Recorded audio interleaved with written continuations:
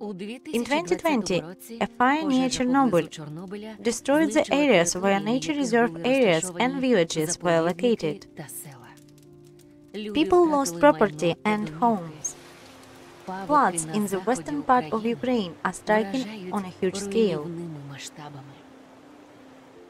Sudden and forced changes in activities, environment and homes are serious challenges for adaptation. Economic losses and force majeure cause depressions. In Australia, for example, there has been an increase in suicides among male farmers during periods of prolonged drought. After suffering disasters, people can lose sense of their home as a safe environment and are constantly under stress.